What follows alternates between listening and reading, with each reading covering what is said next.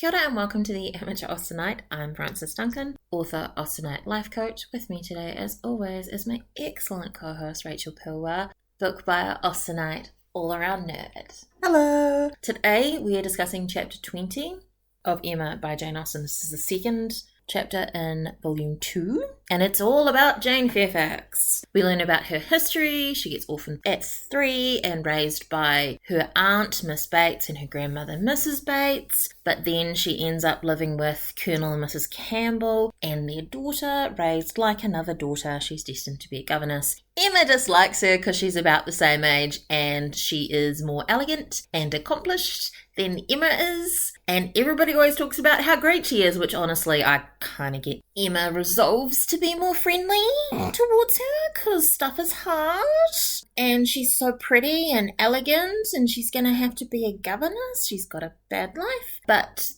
also, God, she's so boring. Emma wants to get the gossip and Jane will not give her the gossip. She's like, I can't forgive her, this is just ridiculous.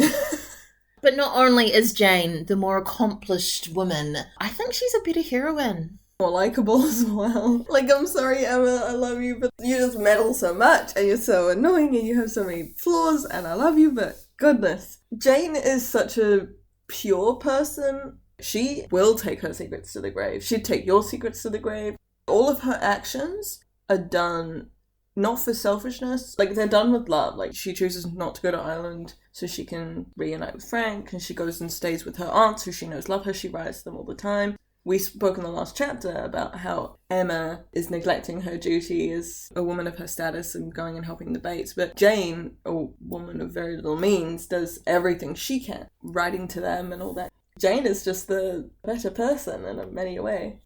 Do you think that there is intentionality about naming her Jane? Consider also Jane Bennett. And the author's name is Jane. Always the best character, the nicest character. Prettiest. The prettiest. My flatmate Amanda is here as well, and she's just said that Jane Austen calling her best characters Jane is self-insert fan fiction, where she is putting herself into the story. And I kind of love that, and honestly, fair. She's writing the books. You might as well name all the best characters after yourself. All the prettiest ones are me. Yeah. Everybody's in love with me. I'm the one who's fawned after. Both have quite tragic love stories, though. With happy endings, but yeah, there's strife in all their relationships. But they end up happily for the Janes. We already know that Mrs. Bates was the former +1 rector's wife. And she had 2 daughters to Miss Bates, and her younger daughter was Miss Jane Bates, who marries Lieutenant Fairfax, and they have the daughter, Jane Fairfax. Her father dies in action, and then her mother dies of consumption and grief. This is such a romantic heroine story. She's an orphan. She's overcome. And it's so Cinderella as well. Oh, yeah. She's the princess. What kind of life does she have with the Campbells?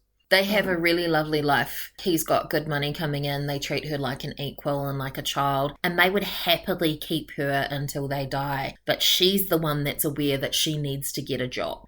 She's a realist. She could have gone and lived with the Dixons. They would have happily kept her. But she doesn't want to be a burden on anyone. Probably partly being aware of her situation her entire life and worrying about her aunt and her grandmother. Doesn't want to be relying on anyone. Like, going to be an independent-ish woman and be a governess, which those days was not good. We can appreciate her efforts. I think it's just so noble to be like, I don't want other people to have to look after me for the rest of my life. She wants to be her own person and look after herself. That's awesome. Definitely makes a better heroine. She's struggled to, like, the very first line of Emma is that she's never really had to deal with anything. She's never had to deal with anything, and so then it's like you get this complete opposite almost character in life in Jane, who has, while she's still a child, has gone through all this stuff losing her parent. At 3, she's lost both of her parents. Then at 9, she moves to London to live with the Campbells. Colonel Campbell knew her father, and her father helped him through an illness in the army that kept him alive. He wants to repay that debt and look after the daughter that Lieutenant Fairfax is no longer there to look after. Which is so lovely, the paying kindness forward. And it shows, like, Jane's father was a lovely guy. He nursed the Colonel back to health while he was so sick. I'll do anything for this man who saved my life. Jane comes from good people. It kind of seems like this thing was a lot more common then than it is now. People will just take other people's kids and raise them for them. There's a lot more politics around it now, like a lot more administration and things like that. As a society, we keep tabs on everybody so much more. Those in administration wanting to keep families together so that the birth parents will always have precedence over other people, even if the other people are the ones that have been raising the children, and treat them better and have more resources to look after the kids. Like, I've heard horror stories about kids being like, I do not want to go with this person. I do not know them. This other person who has raised me is my mother, maybe not biologically, but they have raised me and cared for me. My biological mother may want me back now for whatever reason, but has not been there. Why did I have to make it the mother instead of the father? Anyway. But it's the same either way. It's like this person wants to be in my life now, but I don't know them. And it's like, I don't want to live with them. Like, let me get to know them first, I guess. Imagine it must be really awful for kids to, you don't know this person, you're going to live with them. The Campbells don't take Jane immediately away. Like, they get to know her and they have her for visits, and the daughter's like, I love her, can we just like have her come live with us? And they're like, that's a great idea. It's an acceptable thing for her to come and live with them, and they're like this lovely little family, and it's so nice for her that she has this, but I wonder if she feels guilty as well. That is very eerily similar to a very disturbing Reddit story I once read, where this single mother, I can't remember what she did for work, but she would like be working until like a later hour, and her son, I think, was about like 6 or 7 or something. He would go to his best friend's house every day, and the parents of the best friend were always really happy to like help look after him, and he was going over there like every afternoon. And before you go on, can I double check, is this going to lead to child abuse? No. Okay, all right, very good, continue. And the mother was really grateful, and then the family were like, oh, we're going on holiday, would he like to join us? The kid goes on holiday with them for like a week or two, and when he comes back, you know, he's had this great time, and the parents are like, oh, we were thinking, what if he just came and lived with us? And the mom was like, what? They were like, oh, well, you know, we can't have any more kids, and our son would really like a brother, and, you know, they were already like brothers. We use this holiday as like a test to like see how we all got along as like kind of like a family. They didn't tell the mother any of this, and then the mum was like, no. This is my child. You were just helping. On one hand, lovely, but on the other hand, whoa. The mum had to be like, try and get restraining orders against these parents, because they started like calling her all the time when she said like no, and like harassing her. So they were pressuring her. They were like trying to pressure her to like give them her son. It was like on Ask legal advice, where she was trying to like find out like what legally she was able to do. I think they ended up having to like move away, and like she had to like be like, I'm so sorry, I know that he's your best friend, you can't go to his place anymore, like you can't talk to his parents. And the mother of the best friend tried to pick the son up from school, but luckily the mum had told the school like, these people are not to interact with my son, like he cannot be picked up by these people like he normally would. Like, it didn't have to go that way. No, you just be like, we love him, we'd love him to be part of our family. She goes, no. They go, we're still happy to have him in our lives in whatever capacity we can. It just was wild to me reading that story. Anyway, that's what this made me think of, Jane's story. Does not happen in Jane Austen. No. That we know of. Anyway, Jane Fairfax has a great time. They're good people. They're kind. They give her an excellent education, and she lives in London, so she has private masters that come and help her. She's got a happy, good life at 18, 19. They're like, hey, you're qualified to take care of children somehow, even though you're so young. But they're also like, but maybe don't. Like, you could just stay with us. Yeah, and they keep putting it off. You don't have to do this. Yeah. Because they don't want her to go. Yeah. But she's aware.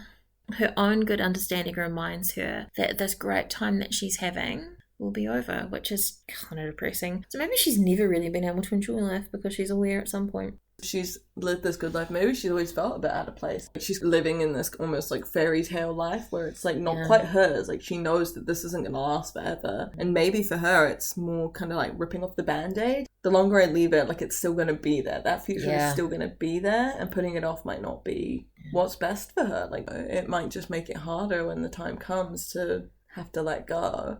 With the way the Campbells treat her, she could go be a governess for like 5 years, and I bet if she then was like, I hate it, the Campbells would be like, okay, great, come back.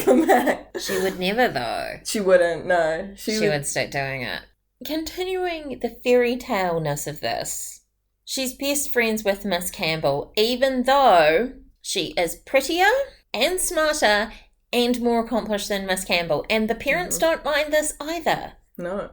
And like these are the things that piss Emma off. And Emma's superior in rank and money, like Miss Campbell, but Miss Campbell's just like, no, you're my best friend, I love you. Amazingly, Miss Campbell gets a rich Irish guy to fall in love with her. He met Miss Campbell and he was like, that's the one. She's not as pretty or as accomplished as a pseudo-sister, but dang. Jane had always said that when she hits 21, that's when she's gonna go and be a governess. We know she's the same age as Emma. However, we know a lot of stuff that's going on in the background that nobody else does. Austen even says there might be some truths not told. Austen is dropping hints that there's stuff going on in the background that we don't know about. Why she's going to visit her aunt and grandmother. Austen does such a good job of letting you know something's afoot without telling you what it is or giving too much away. I think the first time I read Emma, it hadn't occurred to me. I just believed what I was being told. Oh yeah, no, she must have had a thing for Mr. Dixon, and then and it's like, well, that's hella awkward. It never occurred to me, the truth. I think that the Campbells are thinking that she's sad that she's going to go and be a governess, so she doesn't want to come to Ireland because it's just continuing this life, but she knows that she's going to need to go and be a governess, so she wants to go stay with her family before she starts her career. Which is a fair thing to assume. A fair thing to do if that's what she was doing. Highbury, instead of welcoming the perfect novelty which had been so long promised it, Mr. Frank Churchill must put up for the present with Jane Fairfax, who could only bring the freshness of a 2 years' absence. They literally link her and Frank. Austen's doing it right there. So blatant! How did I not see it? Jane Fairfax, in contrast to Harriet, obviously presented a challenge to Emma, being a rival in everything except birth and prospects.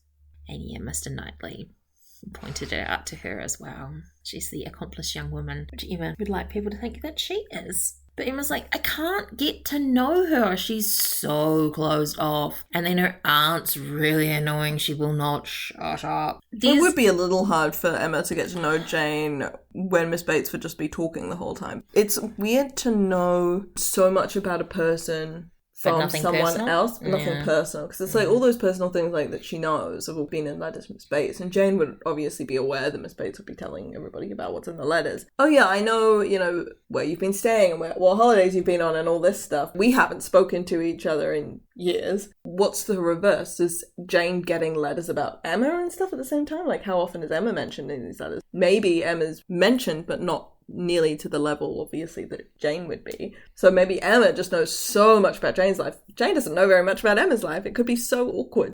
If we're going on lesbian tracks again, I think Emma might also have a crush on Jane and is a little bit upset that Jane isn't interested in her and won't even talk to her, because there's a very intense paragraph describing Jane. I could see it. She never saw Jane Fairfax the first time after any considerable absence without feeling that she had injured her. She was particularly struck with the very appearance and manners. She is elegant, remarkably elegant, and she had the highest value for elegance. Her height was pretty, just as much as everybody would think tall, but nobody would think too tall. Her figure was graceful, most becoming medium. Her face, her features, beauty in them, more than she remembered. It's pleasing beauty. Her eyes are deep grey with dark eyelashes and eyebrows. And the skin, a clearness and delicacy which needed no flair or bloom. It was a style of beauty of which elegance was the reigning character, and she must in honour by all her principles admire it. She sat looking at Jane Fairfax with twofold complacency, the sense of pleasure, and the sense of rendering justice and determining she would dislike her no longer. and when she took in her history, her situation, and her beauty, and considered what the elegance was destined to. That is the most detailed description we have of probably anyone in Austen ever, and Emma's sitting there looking at Jane Fairfax going, pretty girl. I hate you, you're so beautiful. Going back to an insert fanfiction, is Jane Austen describing herself in great detail? Ooh. Or perhaps, does she have a woman in mind that she knew, who she is also then describing and using as a basis? Because maybe Jane Austen could be gay. Jane Austen doesn't have grey eyes, but she could be describing another woman. She could be describing another woman. Well, I can't talk about her like this to anybody, so I'm going to describe a woman I know. I'm just going to describe her in this book instead. No homo. It's okay, no homo, but also she's the most beautiful woman I've ever seen and I love her. But I hate her, she sucks. I cannot deal with this passion I have inside me, therefore I must hate her, it is her fault. Yeah. That could be plausible, that she's describing a woman that she knows in real life. I'm really waiting for people to send us messages and be like, please stop trying to read gay into Jane Austen. It's right there. When she talks about Harriet, so gay. Yeah. Honestly, Emma's I feel like the way that Jane Austen writes describes women, she is so much more flowery in her writing. She's so much more descriptive than I think when she describes the men. She does describe the men, but I feel like I don't remember. She doesn't spend as much time describing the men as she does, say, Jane Fairfax. When she describes Mr. Elton or Mr. Collins, she's written them to be kind of and icky and gross. I feel like you get so much more of a description of those men than you do the male protagonists. You're just they're handsome. He is a handsome man. It's he's got dark hair and dark eyes and he's tall. Sometimes you get that. But not always. No. She spends so much more time describing beautiful women and their accomplishments than she does men. And is it just because suspicious men just need to be rich? You hear about their estates and things, but you don't hear about their looks the same way. That's so like Mr. Rushworth in Mansfield Park. If he didn't have 12,000 a year, he'd be a very stupid fellow. Yeah. Money covers lots of sins. After not seeing her for 2 years, Emma's like, oh crap, I forgot how pretty she was. And I feel bad about it, so I'm going to try and be friends with her. But then, the second time she sees her, they come to Hartfield. Emma just can't. Emma just cannot. She was suspiciously reserved. She was cold and cautious. You couldn't get a real opinion about anything. Maybe she's just shy. Oh my god, Emma. Not everybody wants to lord their opinion over everybody else. And maybe it's because, she doesn't know Emma. They're not friends, so she's going to be a bit reserved, and maybe this is the way you're supposed to behave. And the aunt just talks nonstop also. Well, Emma's always, sniping about Mrs. Bates never shutting up, that she's then also sniping about Jane doing the complete opposite. When is Jane supposed to be having this conversation with Miss Bates around? There's no space to talk, but also it's, okay, Emma, what do you want to know? Are you asking pointed questions and wanting an answer from Jane? Are you doing this in front of everybody else in points of conversation, or are you trying to, talk to her? Well, she's very specifically asking about Weymouth and trying to find out about Mr. Frank Churchill, which Jane has to keep private. Yeah. So, of course, she's going to be shutting everything down. Emma's so pissed off. Mm-hmm. So pissed off because she wants to find out about Mr. Frank Churchill. She's saying, oh, Jane's so difficult to get to know, but it's because Emma's not trying to get to know Jane. She's trying to get to know more about Frank through Jane. If you want to ask me questions about myself, sure, I can talk about myself the whole time. But if you want to ask me questions about someone else I've met, or a friend, or a coworker or something, I'm like, yeah, they're like this. I don't know. I'm not going to give you all the details of somebody else's life. And Emma, before going off the idea of Jane, very briefly, is trying to find someone to get her to marry in Highbury. And she's like, how quickly she forgets. She's like, I cannot do this anymore. Was a mess with Harriet, but she's forgotten about it already and is like, let's get her a husband. Well, Emma cannot fathom meeting someone who is single and not trying to match them with somebody else.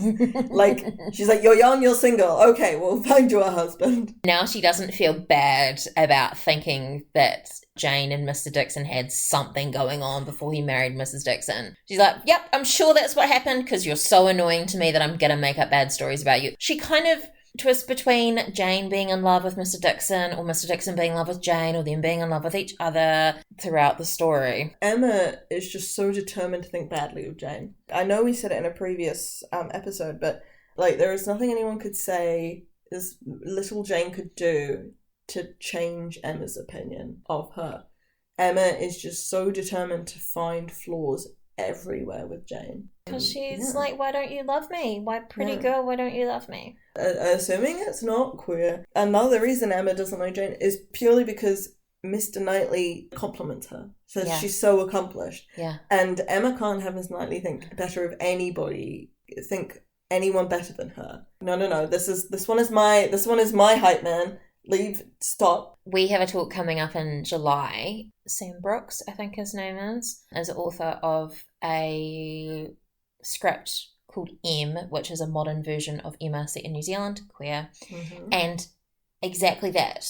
M says to the Mr. Knightley character, I don't like her because you like her. That was the first time that hit me. Yeah, I had never picked, you obviously had, but I had never picked that up in the book before, that of course Emma's going to be jealous about Jane Fairfax because Mr. Knightley speaks highly of her. Yeah. She's like, no, this is my boyfriend. Yeah. I don't know he's my boyfriend, but that one's mine. Yeah. I dibsed him. Dibs on that one, I said before I knew I was in love with him when he was just an annoying guy. Still dibs. Still dibs, yeah. I mean, sure you can date, no. Now that you see that you want to date him, no, it's not okay. No. Yeah. It's not okay. That one's off bounds. And Emma could not forgive her, which is such a beautiful line. And then is echoed in the very next chapter. It's the last line of chapter 20, and it's the first line of chapter 21. I just think it's so funny to be like, Emma has so much spite towards her. She could not be forgiven. Although I wonder if that was supposed to be the break. Nah, probably not. Because there's been such a swing to Jane Fairfax this volume. Yeah, it wouldn't make sense to stop it. It would make sense if you were bringing them out as a serial, like, say you're bringing out a chapter. Or like Dickens. Yeah, like Dickens did with, like, Pickwick and stuff. I think it's purely just for emphasis. It feels so modern. Or, potentially, maybe chapters 2 and 3 were meant to just be one, and then someone was like, you really need to break it up. You're just continuing on, and you need, like, that second chapter was quite a long one. I just finished reading Mr. Darcy Goes Overboard. A Tale of Tide and Prejudice. Yeah. Sorry, that's just... Yeah. Mm-hmm. And some of the chapters were quite long. And then there were other ones that were like 1 page. Oh. And then there were 2 in a row that were just like 1 page. I did laugh once because it's modern, and instead of marrying Wickham, Lydia goes to be an exotic dancer. What's Wickham? That is so Lydia, though. But Mr. Bennet and Mr. Gardner didn't seem too upset about having to trawl the clubs looking for her. And they came back with smiles on their faces, and you're like, okay. That bit made me laugh. None of the rest of it, which was supposed to be really funny, actually made me laugh, and I feel a little bad. That's our discussion of chapter 20. Yep, I know. It's difficult now that the volume, because like now they're on the volume, the chapter numbers are different. That's hard. I hate it so much. Chapter 20 of Emma by Jane Austen. I've been Frances Duncan. This has been Rachel Powell. Bye. Thank you for listening. We wish you happy reading. Call each other gay, friendship things. You are gay. We should get that checked out.